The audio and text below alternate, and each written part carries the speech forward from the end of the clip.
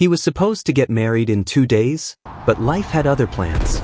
He was on his way home from his night shift at the construction site, humming to the radio, thinking about how in 2 weeks he'd be standing at the altar, watching Emma walk toward him in that white dress she couldn't stop talking about. He could already see her smile. He could already hear her laugh. He was exhausted but happy. For the first time in his life, everything felt right. Then it happened. A pair of headlights swerved into his lane out of nowhere. A drunk driver, maybe? Ethan jerked the wheel, tires screeching. The world spun. A flash of rain, metal and glass, and then silence. The guardrail crumpled. The truck flipped once, twice, then landed upside down in a ditch. For a few seconds, he couldn't tell if he was alive. Smoke and steam hissed around him. He tried to move, but nothing below his waist responded. Panic exploded in his chest. He couldn't feel his legs. "Help!" he shouted, his voice hoarse, barely audible over the storm. "Somebody, please." A light flashed through the rain. Someone was running toward him, shouting into a phone. Then sirens. The smell of gasoline. The cold bite of rain on his face as firefighters cut through twisted metal to pull him out. He heard one of them mutter, "He's lucky to be alive." But that word would haunt him later. When he woke up 3 days later, he was in a white hospital room that smelled of antiseptic and dread. His mother sat by his bed, eyes red from crying. Machines beeped softly. Tubes ran from his arms. When he tried to move, pain shot through his spine like fire. "Don't move, honey," his mother whispered, standing up immediately. "The doctor said you need rest." Ethan's lips were dry. "Emma?" "She's been here," his mother said, tears spilling again. "She's been here every day." He relaxed slightly. At least she was okay. Then the door opened, and a doctor stepped in, holding a clipboard. His face was calm but heavy, the kind of expression people wear when they're about to break your world gently. "Ethan," the doctor began softly, "your spinal cord was severely damaged in the crash. We've done everything we can. You're alive, and that's a miracle, but I'm afraid you won't be able to walk again." Ethan stared at him, expression blank. The words didn't make sense at first. They floated in the air, unreal, until they sank in and crushed him. He tried to speak, but only a small sound escaped his throat. "But my wedding, it's in 2 weeks." The doctor looked down. "I'm sorry, son." When the doctor left, Ethan turned his head toward the window. Rain tapped gently against the glass. His reflection stared back at him, pale, broken, unfamiliar. He whispered to himself, "How do I tell her?" The next morning, Emma arrived. Her hair was tied back messily, eyes swollen from crying. She ran to his side and kissed his hand, sobbing. "Oh my God, Ethan. I thought I lost you." He smiled faintly. "You almost did." "Don't joke like that," she said, brushing his hair back. "We'll get through this. Together." He wanted to believe her, but he saw the fear in her eyes, the uncertainty, the same fear he felt inside. When her parents came later that afternoon, the mood changed. Her father stood at the foot of the bed, lips pressed tight. Her mother barely looked at him. "Ethan," her father said finally, "we're glad you're alive. But you need to focus on recovery now. The wedding can wait." Emma turned sharply. "Dad, we're not canceling anything." Her mother sighed. "Sweetheart, be realistic. You're too young to take care of someone in this condition. You need to think about your future." Those words sliced deeper than any wound. Ethan looked down, jaw tight. "They're right," he said quietly. Emma spun toward him. "Don't say that. I can't even walk, Emma. I can't dance with you. I can't give you the life you deserve." Tears rolled down her cheeks.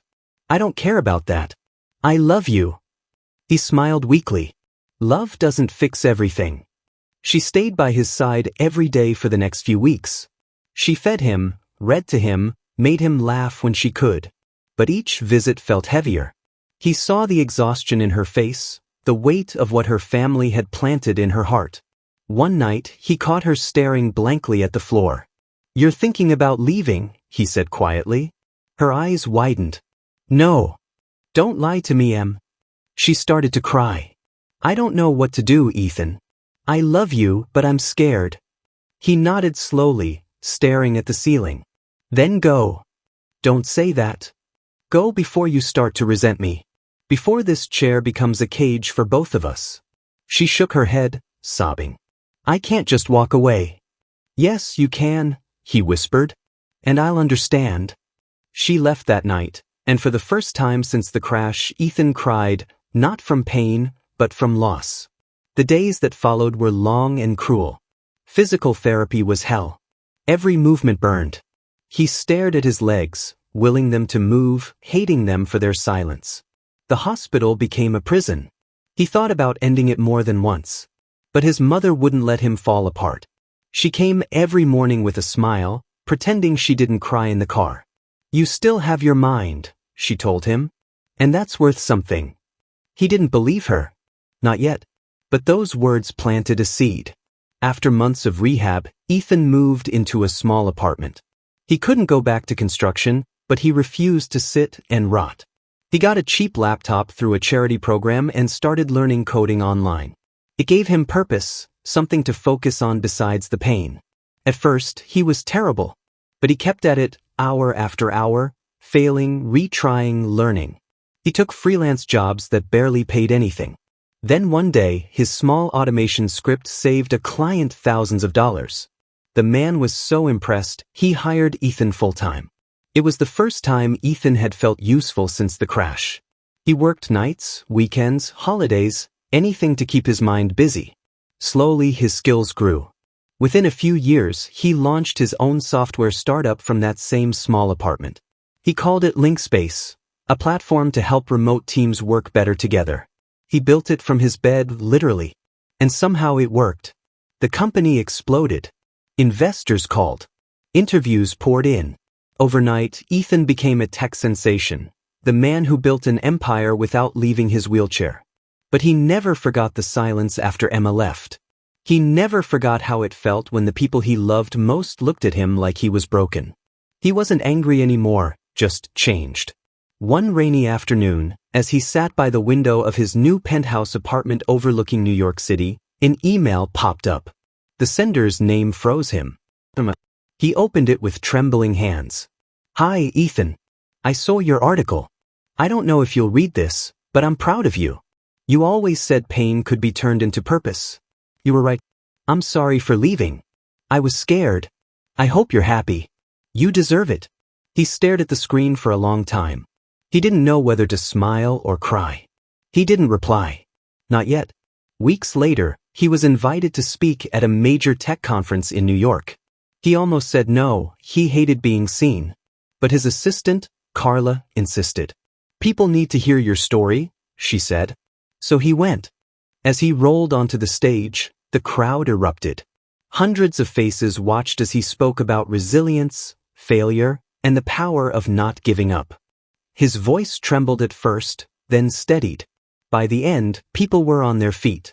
When he finished, he wheeled off stage to thunderous applause. That's when a woman approached him. Ethan, she said softly. Turned. His chest tightened. It was Emma's mother. Her hair was grayer now, her face softer. She looked nervous, holding a letter in her hands. I don't expect you to forgive us, she said. But I needed to see you. Emma's here. She wanted to come, but she was scared you'd turn her away. Ethan said nothing. His throat burned. She talks about you all the time, the woman continued. She never stopped loving you, Ethan. We were wrong. All those years ago, we were so wrong. She handed him the letter and turned to leave. When she was gone, Ethan sat in silence for a long time, staring at the envelope. He could barely breathe. Finally, he opened it. Inside was a single line written in Emma's familiar handwriting. If you can forgive me, meet me tomorrow at the park bench by the lake, the one where you asked me to marry you. He closed his eyes. That bench had been their spot. Their first date, their first kiss, their engagement. The next day, his driver helped him into the car and took him there. The park looked the same, quiet, golden leaves swirling in the wind. Emma was already sitting there, hands clasped in her lap. When she saw him, she stood quickly, tears filling her eyes. He froze, emotions crashing over him like waves. She walked to him slowly, kneeling beside his wheelchair. "You came," she whispered. "I almost didn't," he said. "I wouldn't have blamed you." For a moment, neither spoke. Just the sound of wind through the trees. Finally, she said, "I made a mistake, Ethan. The worst one of my life. I let fear win. I should have stayed. I'm sorry." He looked at her, his expression unreadable. "You don't have to apologize. You were scared. So was I." She shook her head. "No, I abandoned you when you needed me most. And I'll never forgive myself for that." Tears ran down her face. He reached out and took her hand. "Emma," he said softly, "you were the reason I survived. Losing you, it broke me. But it also built me. I wouldn't be who I am today if you hadn't left." She squeezed his hand. "You're still the man I fell in love with." He smiled faintly. "Just without the legs." She laughed through her tears.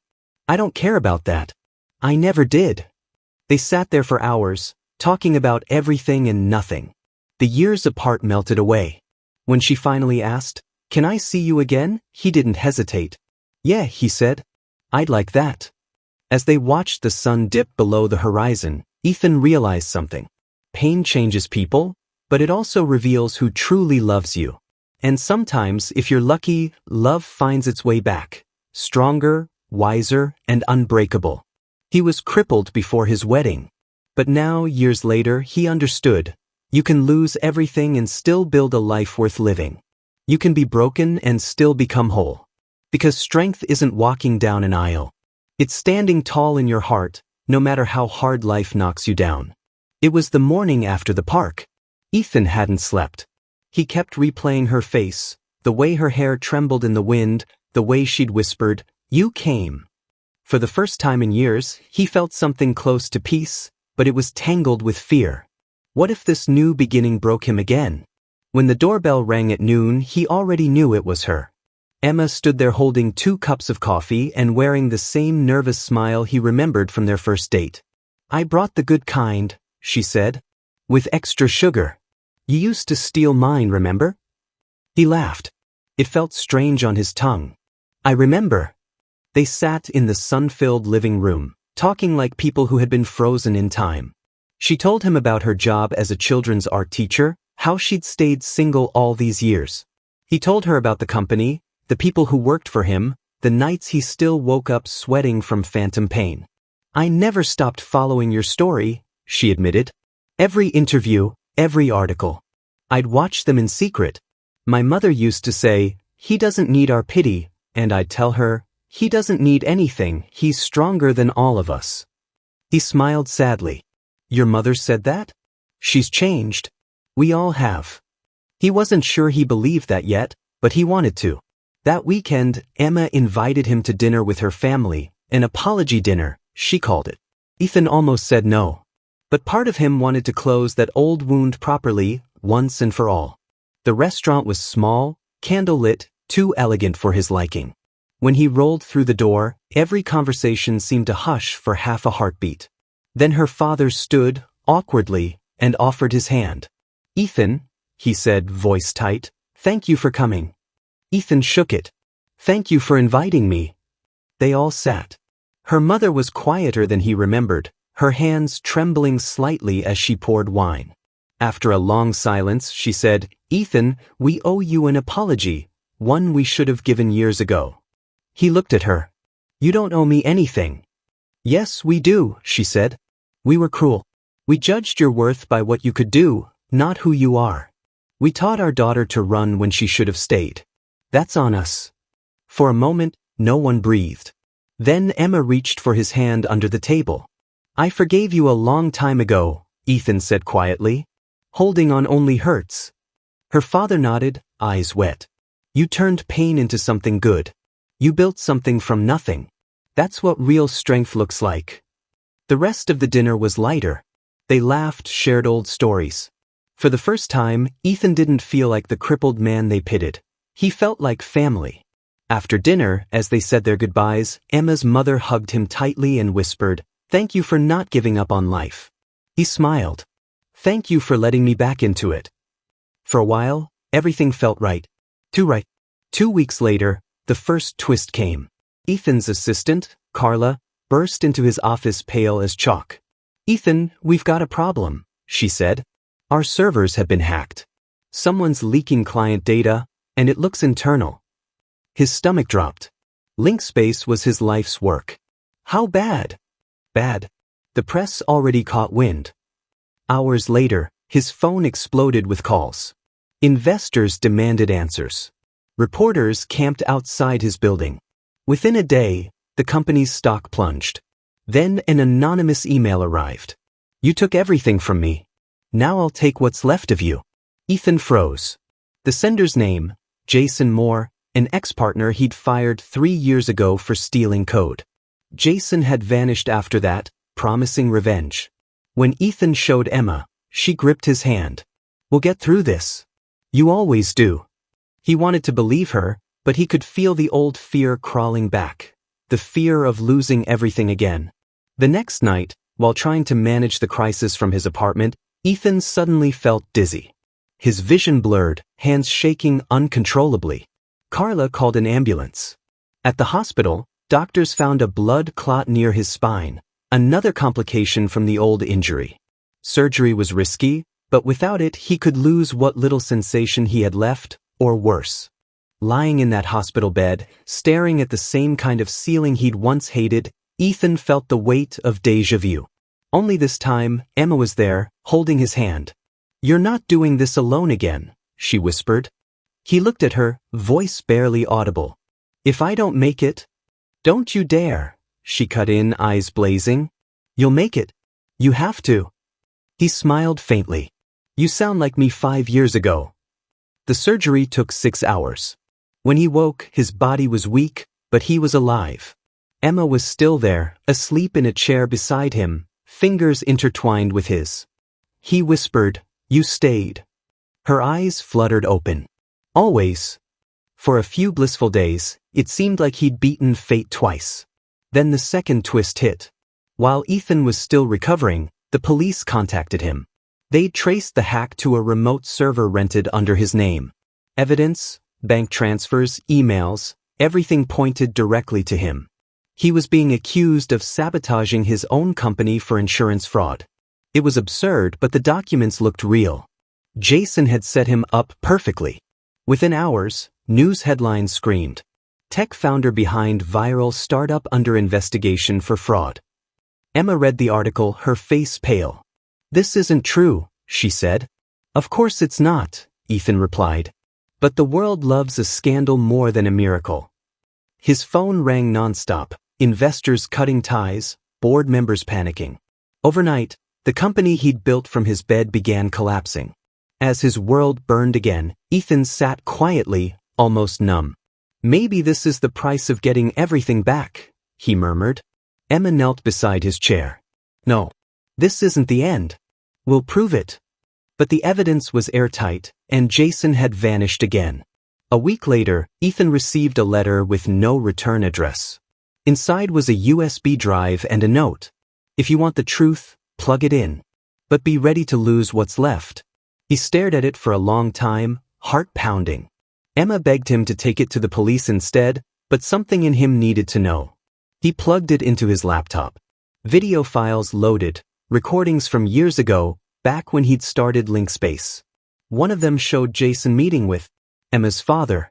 Ethan's blood ran cold. In the video, her father was offering Jason money to keep quiet about stolen code. Code Ethan had never stolen.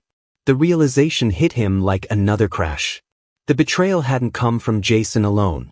It had started years ago, before the accident, when Emma's father had tried to push him out of his own company project. He felt sick.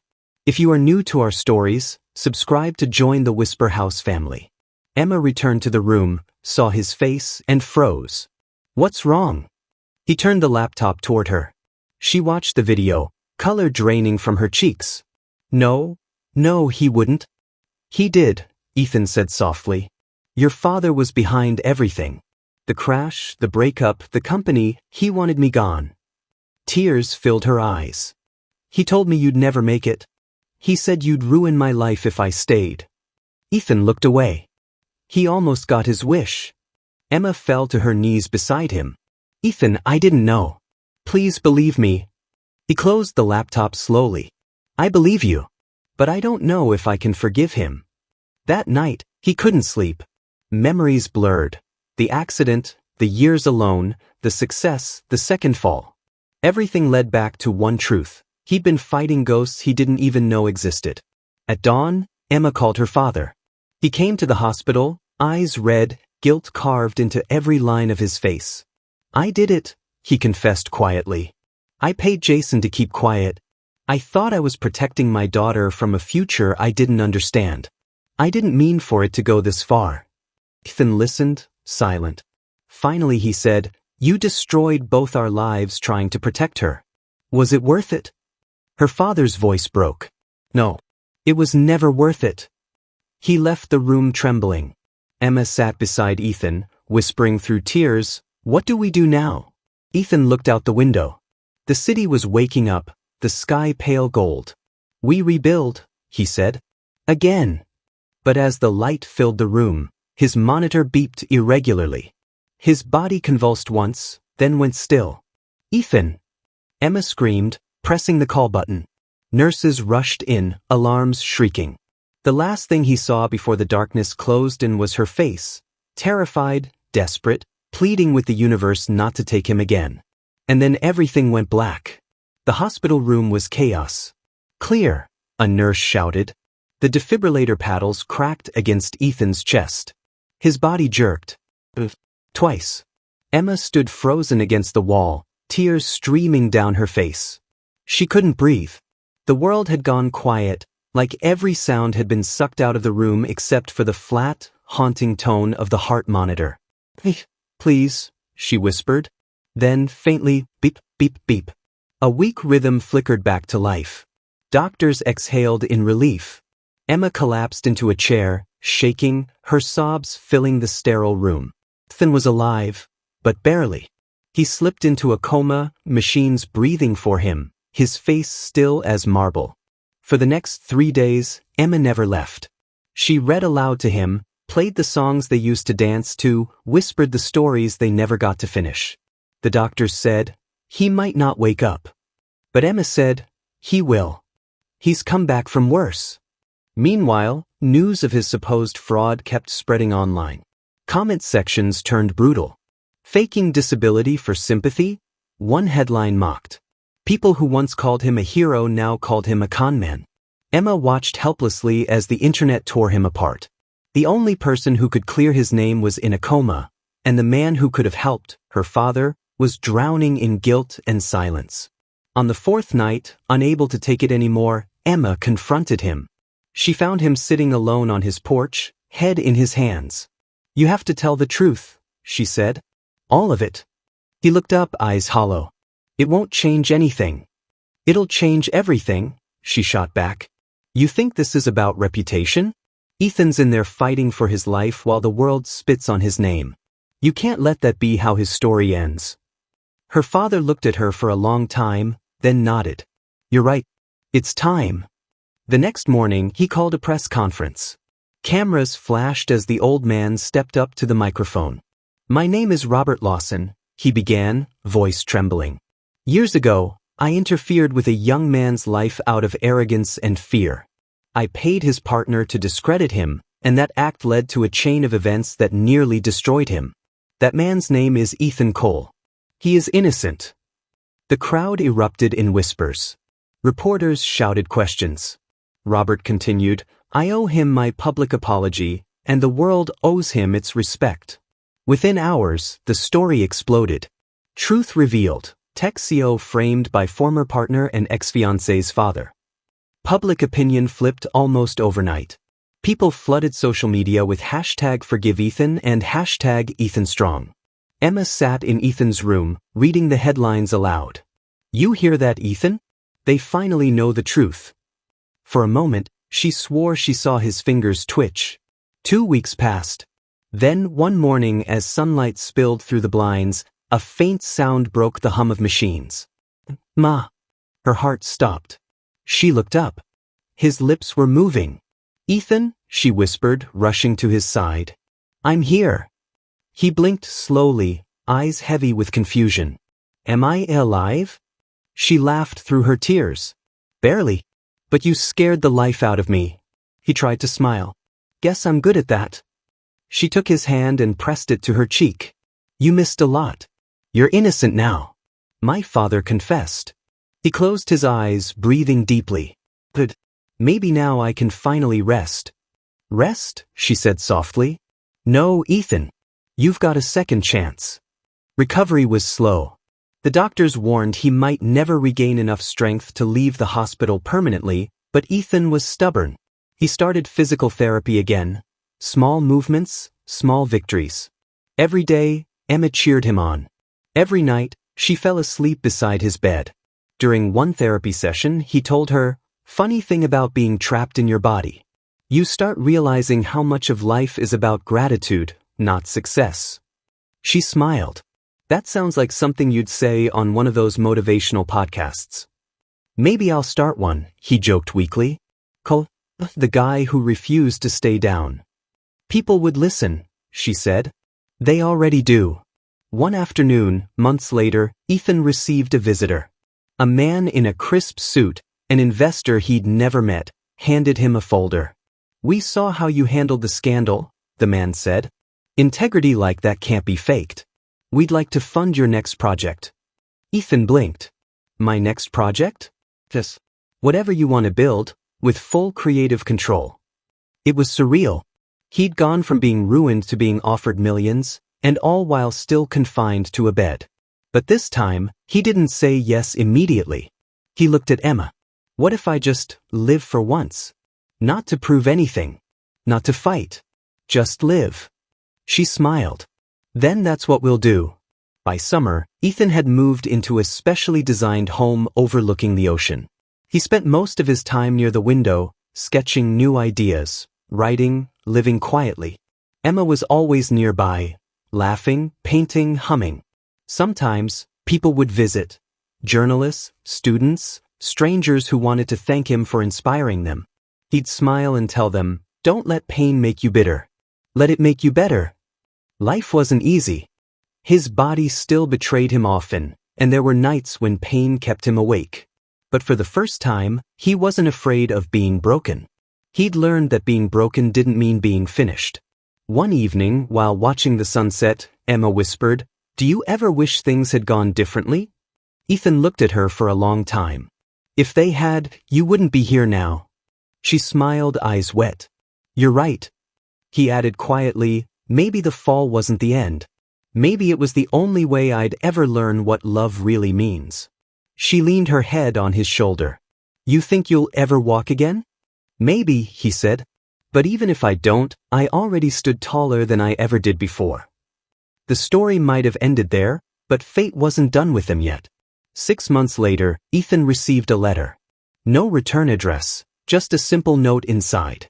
"The man who ruined you isn't gone. He's watching. Say, Jason." Ethan's pulse quickened.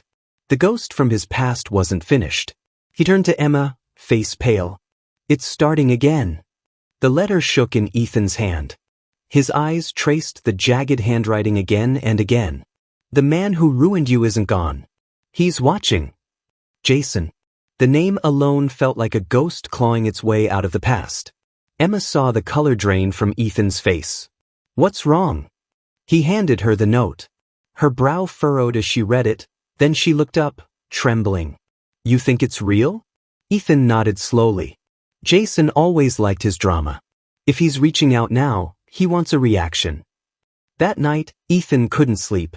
Machines hummed quietly beside him as waves crashed outside the window. For the first time in months, fear crept back into his chest. Not fear for himself, fear for Emma. He'd already lost everything once. He wasn't sure he could survive losing her too. He picked up his phone and called an old friend from his early tech days, Detective Mike Harris, now working in cybercrime. "Mike, I need a favor. I got a letter. No return address. But the handwriting, I know who it's from."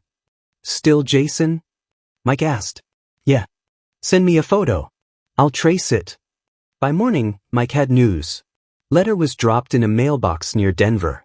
Security cam caught him. He's not doing well, Ethan. He's been in and out of rehab. Guess he saw your comeback all over the news and couldn't stand it. Ethan closed his eyes. Figures. He always needed someone else to blame. What do you want me to do? Press charges? We can pick him up. No, Ethan said softly. Not yet. Days passed. Then, one afternoon, as Emma pushed Ethan's wheelchair through the garden, she froze. A man stood by the gate, tall, thin, unshaven, eyes wild. Jason. Long time, he said, voice raspy. Emma instinctively stepped in front of Ethan. You need to leave. Jason lifted his hands. Relax. I'm not here to hurt anyone. I just wanted to see the miracle man myself. His eyes flicked over Ethan's chair, the tubes, the pale face. Guess the miracle's not complete, huh? Ethan met his gaze calmly. You came all this way to insult me? Jason laughed bitterly. You stole everything from me. The company, the name, the sympathy. I had ideas too, you know. But you got the pity points. You were the cripple everyone wanted to save. Ethan's voice stayed even. I didn't steal your future, Jason. You threw it away. Jason's smile cracked. Easy for you to say when you're sitting on millions. Ethan looked at him a long time. You think the money makes it easier? Try being trapped in your body for years, begging it to move. Try watching the world forget you exist. For a moment, Jason's anger faltered. Emma stepped forward. You could start over. He did. Jason's eyes darted between them, suspicion, envy, grief all tangled together. Start over? People like me don't get second chances. Ethan reached into the folder on his lap and slid out a single sheet of paper. Maybe you do. This is an offer letter. The foundation I started funds rehab programs for ex-offenders and addicts. They need someone to help build the app we designed. You're good at systems, Jason. Always were. Jason stared at the paper like it was a trick. Why would you help me? Because someone once told me the only way to kill hate is to stop feeding it. Ethan's voice was soft, but steady. You can keep chasing ghosts or you can build something real. Your choice. Jason's hands trembled as he took the paper. For the first time, his eyes glistened. He nodded once, then turned and walked away without another word. Weeks later, Ethan received an email. Subject line, thank you. Jason wrote, I started the job. I'm clean. Haven't touched a drink in 40 days. Don't know what forgiveness feels like yet, but I think I'm starting to understand it. Ethan smiled quietly. He forwarded the message to Emma with the note, one less ghost. Life began to bloom again. The foundation grew faster than anyone expected.